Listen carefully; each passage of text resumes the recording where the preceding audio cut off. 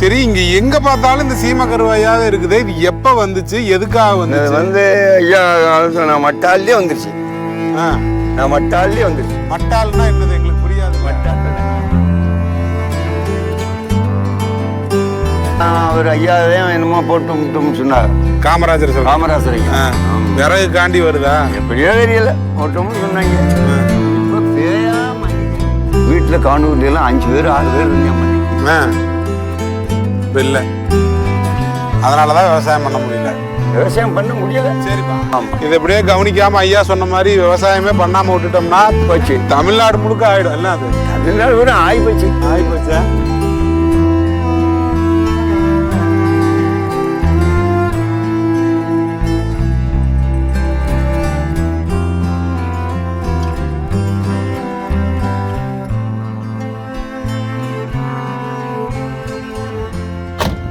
தமிழகம் முழுக்க வேறு வேறு மாவட்டங்களில் நம்ம நிறையா வேலைகள் செஞ்சிட்ருக்கோம், விவசாயம் சம்மந்தப்பட்ட வேலைகள்.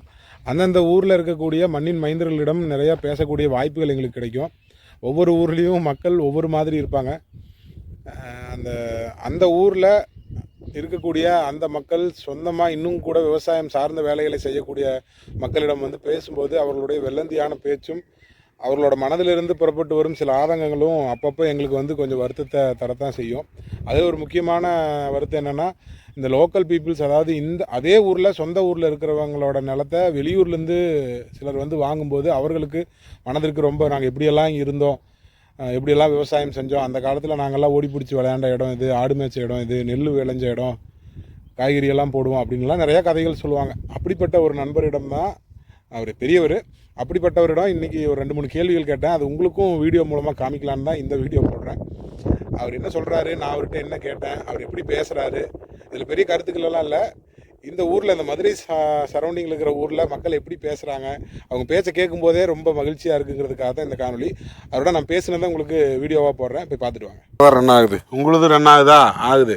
இப்போ நீங்கள் வந்து இப்போ உங்கள் பேர் என்ன சொன்னீங்க? பாண்டி, வியன்னா பாண்டி. அது என்ன வியன்னா பாண்டி? எங்கள் அப்பா பேர் வீரனம்பலம். எங்கள் அப்பா பேர் வீரனே. வீரனை. ஓ, அதனால நீங்க வியன்னா பாண்டி. வியன்னா பாண்டி. இப்போ நீங்க என்ன பண்ணிட்டு இருக்கீங்க? இப்போ நான் ஆடு மேய்க்கிறீங்க. இந்த ஊர் தான் உங்களுக்கு? இந்த ஊர் திருப்புவனம் பக்கத்துல சொந்தம், கானூர், கருங்கு வெங்கட்டி. சரி, நீங்க என்ன வந்து பாப்பாடி பஞ்சாயத்து. பாப்பாடி பஞ்சாயத்து, வெங்கட்டி. சரி, இங்க எங்க பார்த்தாலும் இந்த சீம கருவாயாவே இருக்குது. இது எப்ப வந்துச்சு, எதுக்காக வந்துச்சு? வந்து ஐயா நான் மட்டாலே வந்துருச்சு. நான் மட்டாலே வந்துருச்சு. மட்டால்னா என்னது எங்களுக்கு புரியாது. சின்ன பிள்ளையில இருந்து முட்டு வரை ஆடு மேய்ச்சி, இவ்வளவு நேரத்தில் ஆடு மேய்ச்சி. எந்த வயசுல? கல்யாணம் பண்ணாம இருக்கீங்களா? 10-15 வயசு இருக்குமா? 20 வயசுல மேய்ச்சிருப்பேன். அப்ப வந்து இந்த சீமகருவா எதுக்கு இதை கொண்டு வந்து நட்டாங்க? அது ஆண்டவனுக்கு தெரியும். என்ன மண்டி தள்ளிருச்சே அப்பா. எது இல்ல, நீங்க சாமி இது 4 நாளைக்கு போட்டு இருந்தீங்கன்னா சரி வந்துரு மறுபடியும். நான் என்ன கேக்குறேன்னா, நல்லா விவசாயம், இதுக்கு முன்னாடி விவசாயம் என்னென்ன பண்ணீங்க? விவசாயம் இதுதான் பண்ணாங்க இந்த வயல்ல. இந்த வயல் அதான் என்னென்ன போட்டாங்க? நெல்லு பில்லு போட்டாங்க. நெல்லே போட்டாங்க. அப்ப நெல்லு வளர்ற வயல்ல தான் சீமக்கரு வளர்ந்து கிடக்குது. நான் கேக்குறேன்னு கோச்சுக்காதீங்க. இல்ல சாமி, விவசாயம் பண்ணீங்கல்ல, அப்புறம் என்னத்துக்கு இதை வளர்க்க விட்டீங்க? வளர்க்க விட்டீங்கன்னா பார்க்க நாதி வேணும்ல. அது அன்னைக்கு நாடு வெட்டணும். இப்ப நீ எவ்வளவு காசு செலவழிச்சு பண்ணிருக்கிய, இது மாதிரி செய்யணும்ல. இது மாதிரி செஞ்சுட்டா அப்புறம் வராது. அப்ப ஆள் இல்ல இருந்தீங்களா? எங்க போனாங்க? அவன் பணக்காரங்களை கண்டு வீட்லயே இருந்துட்டாங்க. அது இருந்துட்டு இலங்கை அழிமோச்சு மாதிரி அவங்க வீட்லயே இருக்காங்க. வீட்லயே இருக்காங்கன்னா சரி, வேலை செஞ்ச ஆளுகள்லாம் எங்க? இப்போ வீட்டுல கானூர்ல எல்லாம் 5 பேர் 6 பேர் இருந்தேன் மண்ணைக்கு. இப்ப இல்ல, அதனாலதான் விவசாயம் பண்ண முடியல.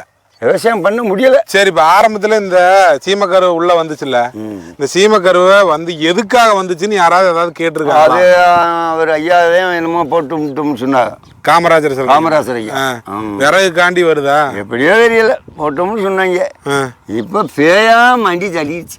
சரி, இப்ப இங்க இருக்கிற இந்த நிலத்தையெல்லாம் இப்ப பாக்குறீங்க, உங்களுக்கு பார்த்தா உங்களுக்கு எப்படி என்ன தோணுது? என்னத்தை தோணுது? நீங்க என்ன இப்ப நீங்க அது கானூர்காரர் நாங்கள் குறைச்சி வாங்கியிருக்கோம். இப்போ 5000 ரூபாய்னு வாங்கியிருக்கேன் சிண்டு. சரி, 5000 வாங்கணும்னா நாங்கள் எங்களுக்கு குறைச்சி கொடுத்தாங்கன்னு நாங்கள் வெட்டிக்கிட்டு சீத்துருவோம்.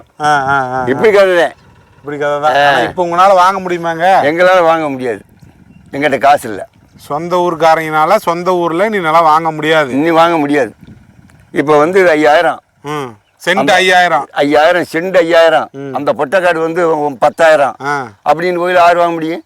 எங்களை போல ஆள் வாங்க முடியாது. ஏக்கர் 10 லட்ச ரூபா வருது. அப்போ 10 லட்சம். அப்போ நீங்கள் இப்படி முதல்ல, ஆனால் நீங்கள் சின்ன வயசில் வந்து விவசாயமெல்லாம் நீங்களும் நல்லா பண்ணிட்டு? இதெல்லாம் விவசாயம் பண்ண இடம் பூரா பூரா நெல். ஒன்றும் இல்லை இப்போ நெல்லுலாம் அன்னைக்கு அவங்க வந்து பாதுகாப்பாக வந்து பார்த்தாங்க. இன்னைக்கு அவங்க வீட்டில் உட்காந்துக்கிட்டு இருந்தாங்கன்னா இங்கே வேலைக்கு தானே உண்டு. அதுக்கு வேலையில்லை. சரி, ஏதோ நாங்கள் இந்த 10 ஏக்கரில் ஏதோ ஒன்று பண்ணுறோம். பண்ணு ஏதோ பண்ணுவோம். ஏதாவது நீங்கள் வேலைக்கு வரதுனாலும் வந்து சும்மா பார்க்குறதுனாலும் பாருங்கள். இந்த நிலைமை தான் இருக்குது இங்கே ராமநாதபுரத்தில். சிவகங்கையை பொறுத்த வரைக்கும் பார்த்தீங்கன்னா இது எப்படியே கவனிக்காமல் ஐயா சொன்ன மாதிரி விவசாயமே பண்ணாமல் விட்டுட்டோம்னா போச்சு. தமிழ்நாடு முழுக்க ஆகிடும். இல்லை, அது தமிழ்நாடு கூட ஆகிப்போச்சு. தமிழ்நாடு முழுக்க இப்படி களைச்செடிகள் மட்டும்தான் வரும். சரி, இப்போ ஐயாவோட ரொம்ப அடிக்கடி வருவார். இந்த விஷயத்தை நான் சொல்கிறத விட இதே ஊரில் இருக்கிற ஐயா சொன்னால் உங்களுக்கு நல்லா இருக்குங்கிறதுக்காக தான் இந்த வீடியோ. இதை பற்றிய உங்கள் கருத்துக்களை மறக்காமல் கமெண்ட்டில் சொல்லுங்கள். விவசாயத்தை காப்பாற்றணும். விவசாயத்தை காப்பாற்றலைன்னா நிலம் இருக்காது. நிலம் இல்லைன்னா வளம் இருக்காது. மனிதர்கள் வாழ முடியாதுன்னா ஐயா, நான் எப்பவும் சொல்றது ஒண்ணுதான். விவசாயம் என்பது ஒரு தவம், விவசாயம் செய்வது என்பது ஒரு வரம். அந்த வரம் நம்ம எல்லோருக்கும் கிடைக்கட்டும். தொடர்ந்து இணைந்திருங்க. அடுத்த காணொலியில பார்க்கலாம். இது உங்கள் கோ இந்தியா கிரீன் சேனல். நான் உங்கள் தீப். வணக்கம். சபாஷ்.